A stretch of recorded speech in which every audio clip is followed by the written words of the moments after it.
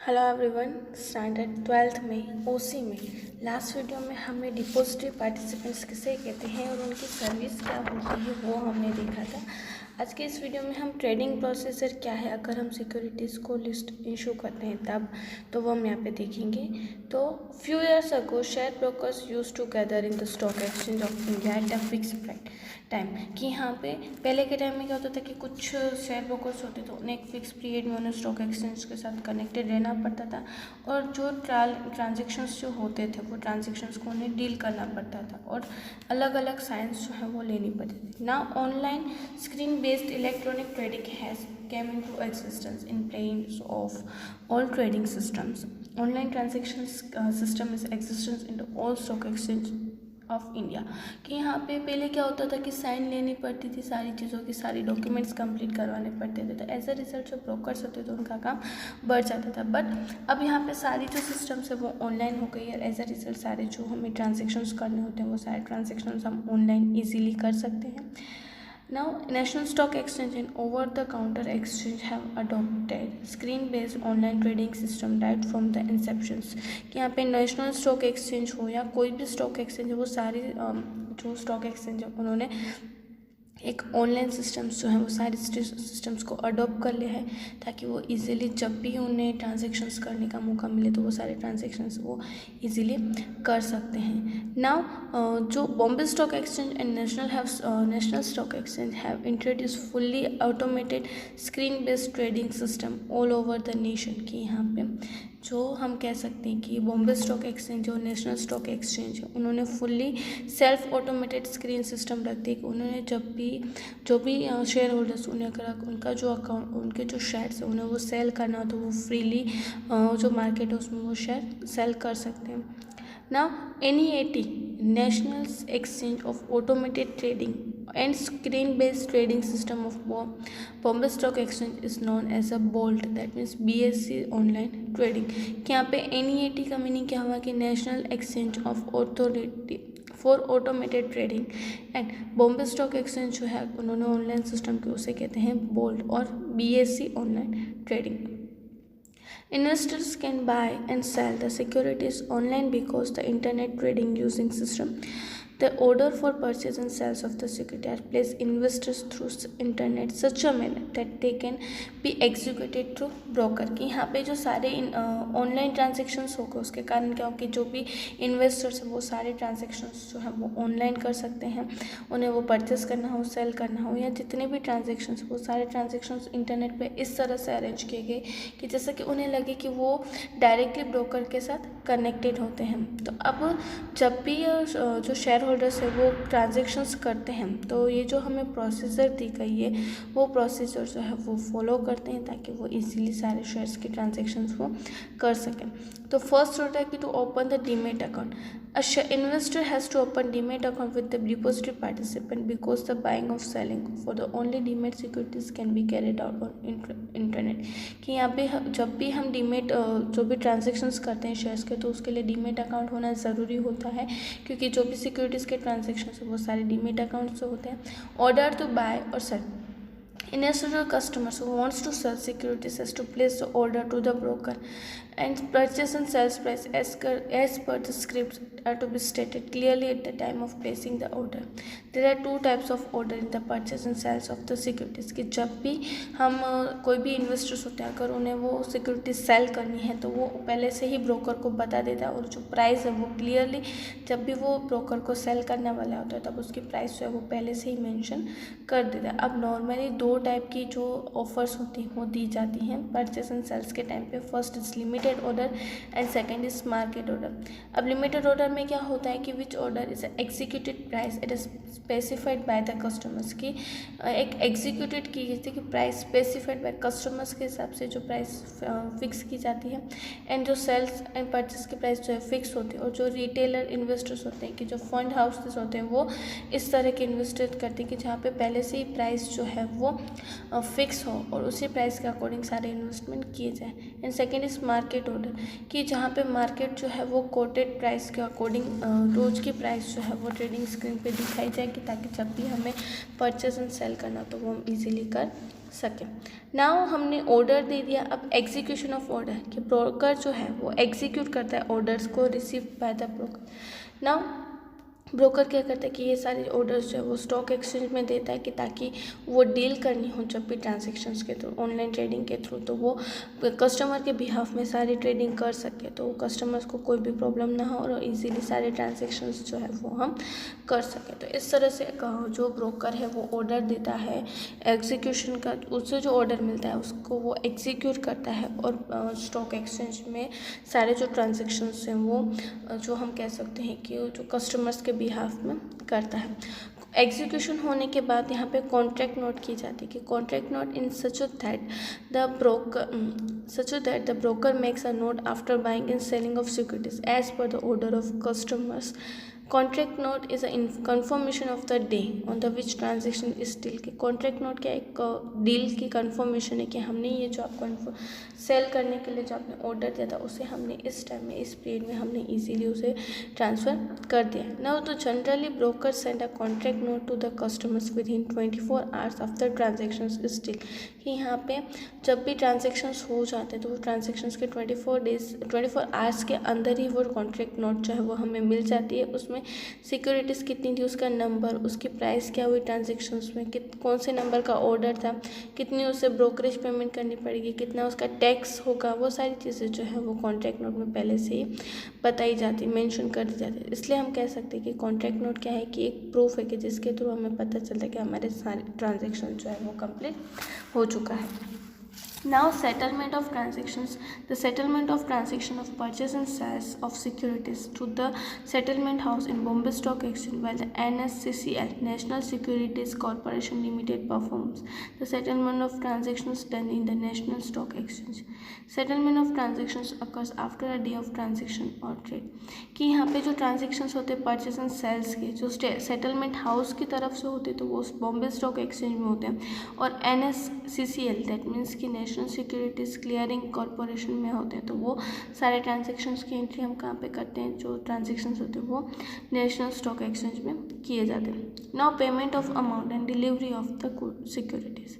If the customer has purchased the share, payment for the same is to be parallel to pay in day.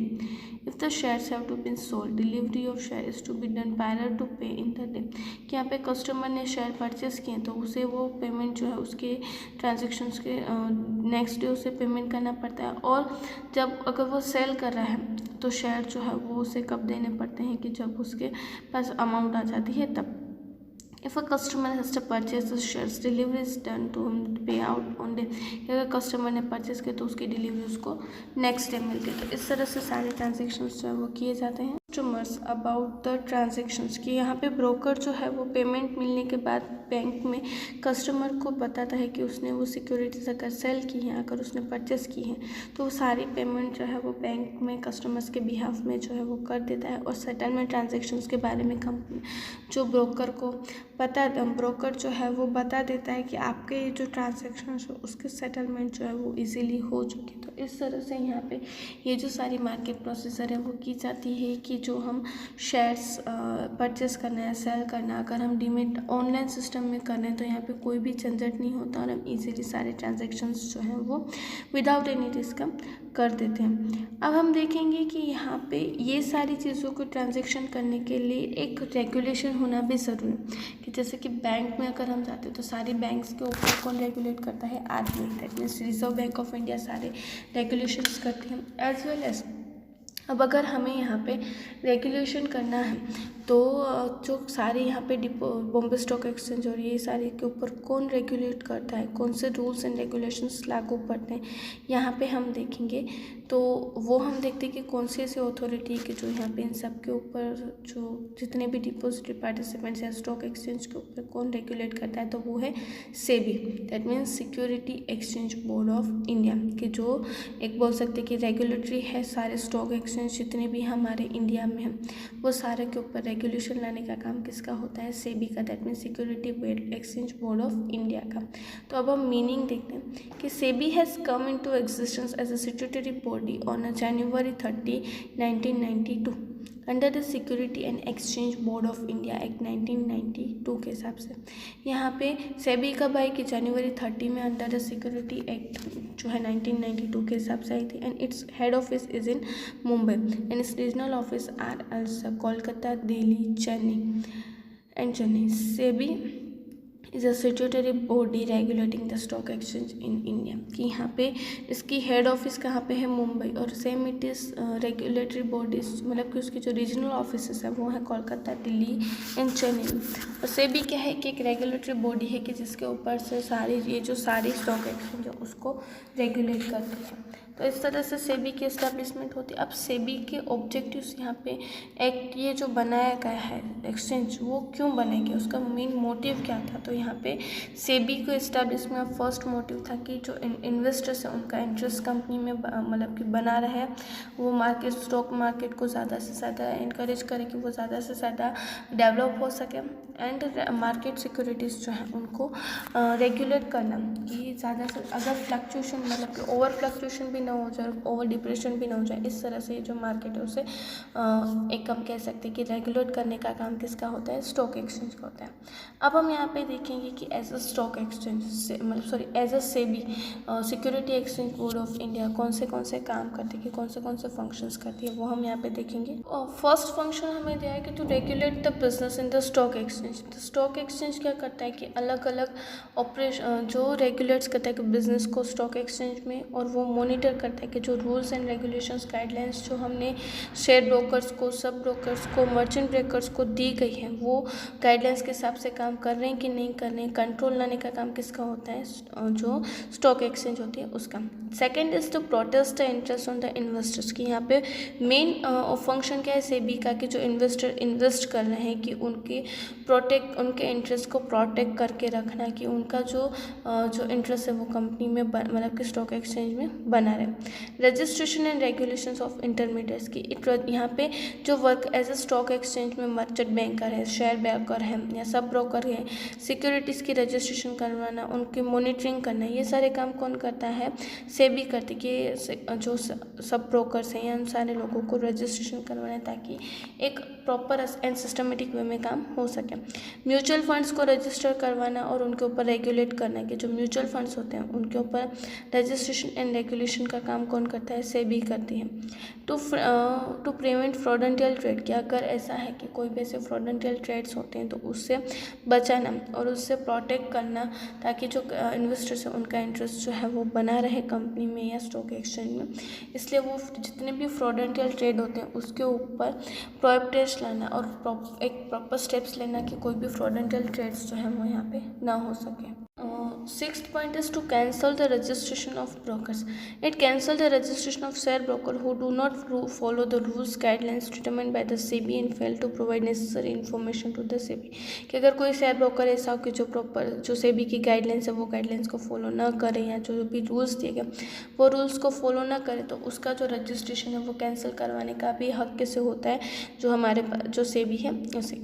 To regulate the merger and take over the companies, क्या भाई अगर दो companies मिलके मर्ज हो रही हैं, combine हो रही हैं, तो उनके ऊपर रेगुलेट करना और उन्हें गाइडलाइंस प्रोवाइड करना कि किस तरह से मर्जर जो है वो करना है। अब अगर पब्लिक इशूज़ हैं तो guidelines with the reference of to public issue, कि अगर कंपनी जो है वो न्यू कंपनी आ रही है तो किस तरह से वो इशू कर सकती है शेयर, किस तरह से कैपिटल इशू कर सकती है, और एग्जिस्टिंग कंपनी के हिसाब से वो किस तरह से जो मार्केट में वो अपनी सिक्योरिटीज़ को इशू कर सकते हैं।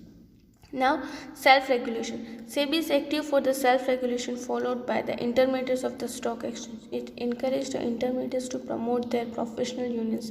कि यहाँ पे एक प्रमोशन सेल्फ रेगुलेटरी स्टेटमेंट्स को वो एक प्रमोट करती है कि वो अपने आप को ज़्यादा से ज़्यादा डेवलप करो, जो रूल्स एंड रेगुलेशंस दिए गए वो सारे रूल्स एंड रेगुलेशंस को फॉलो करना जो है वो मोटिवेट करने का काम कौन करता है, SEBI. Now maintaining stock exchange as a efficient market, की सेबी का मेन काम होता है कि क्या होता है कि स्टॉक एक्सचेंज में जो भी रेगुलेशन रूल्स रिस्ट्रिक्शंस के साथ एक प्रॉपर एंड अच्छी हेल्दी कंपटीशन हो शेयर मार्केट में। ऐसा नहीं कि बहुत ही ज़्यादा फ्लक्चुएशन हो जाए या कोई भी चीज़ की प्राइस कम हो जाए या कोई भी शेयर की प्राइस कम हो जाए, इस तरह से नहीं, बट एक स्टेबिलिटी एंड इफ़िशियंसी होने का काम, कि रेगुलेशंस लाने का काम किसका होता है, सेबी का होता है। उसके बाद हमें यहाँ पे नेक्स्ट फंक्शन दिया हुआ है is the inspection of book. If the necessary, the inspects the book of securities issued by the company, deposit participants and beneficiary owners. कि यहाँ पे ज़रूरी हो तो सिक्योरिटीज़ को इशू करने के लिए जो बुक्स दी गई हैं पार्टिसिपेंट्स के लिए वो इशू करना ज़रूरी होता है. Now monitoring the inspection of stock exchange. SEBI monitor and inspect whether the regulation is laid out for the stock exchange are followed or not, whether the stock exchange organized system and it working as the follow as per SEBI or not. कि यहाँ पे SEBI का काम क्या है कि जो भी स्टॉक एक्सचेंज है उनको रेगुलेशन लाना, देखना कि ये जो सारे काम है as per the rules and regulations हो रहे हैं कि नहीं हो रहे. नाउ गाइडलाइंस कि SEBI जो है वो टाइम टू टाइम गाइडलाइंस देती है किसके लिए, शेयर ब्रोकर्स के लिए, सब ब्रोकर्स के लिए, मर्चेंट्स के लिए, ट्रस्टीज, डिबेंचर्स के जो ट्रस्टीज होते हैं उनके लिए, ताकि उनको पता चले कि किस तरह से काम हमें करना है. To obtain the annual and periodical reports कि यहाँ पे अलग अलग कंपनीज के पास से, अलग अलग स्टॉक एक्सचेंज के पास से पीरियडिकल रिपोर्ट्स मांगती है SEBI, ताकि उसे पता चले कि ये जो रूल्स एंड रेगुलेशन SEBI ने बनाए वो प्रॉपर काम कर रहे हैं कि नहीं करें. ना रिसर्च वर्क कि SEBI जो है वो रिसर्च वर्क करती है कि किस तरह से फंक्शंस जो हैं वो काम कर रहे हैं और जो सारी स्टॉक एक्सचेंज है वो as per the rules and regulations काम कर रहे हैं कि नहीं करें. ये सारी चीज़ों के बारे में रेगुलेट करना, उनका रिसर्च करना, ये सारे काम कौन करता है, SEBI. तो इस तरह से हम कह सकते हैं कि SEBI जो है वो all over the stock exchange के ऊपर गाइडेंस, रिस्ट्रिक्शंस लाते हैं, उन्हें रेगुलेशंस देते हैं. एज वेल एज अगर कोई न्यू कंपनी आती है तो वो न्यू कंपनी को वो प्रॉपर गाइडेंस भी देती है, प्रॉपर सलाह भी देती है, ताकि कोई भी मिसलीडिंग इन्फॉर्मेशन उन्हें ना मिल सके. तो आज के इस वीडियो में हमने देखा कि अगर हमें ऑनलाइन ट्रांजैक्शंस करने तो कौन सी प्रोसीजर, एज अ शेयर्स के ट्रांजैक्शंस करने तो किस तरह से हम ऑनलाइन प्रोसीजर जो है वो फॉलो कर सकते हैं, वो हमने देखा. And as well as security exchange board of India किसे कहते हैं वो हमने देखा. तो उसके ऊपर से यहाँ पे आज हमारा ये जो चैप्टर है वो कंप्लीट होता है. बहुत ही ज़्यादा ईजी चैप्टर था और हमने यहाँ पे आज ये जो क्वेश्चंस, आज हमने ये जो टॉपिक देखे हैं उसके ऊपर से आप सबको आइडिया तो आ ही गया होगा कि SEBI एंड फाइनेंशियल मार्केट हमारे लिए कितना ज़्यादा इम्पोर्टेंस होती है. हम यहाँ पे ये जो चैप्टर है यहाँ पे हमारा यहाँ पे कंप्लीट होता है. उसके ऊपर से आपको यहाँ पे ये जो स्क्रीन पे जो क्वेश्चन दिखाई दे रहा है वो आपको आपकी नोटबुक में लिखना है. बहुत ही ज़्यादा इजी क्वेश्चन है. हम नेक्स्ट वीडियो में न्यू चैप्टर के साथ मिलेंगे. Thank you.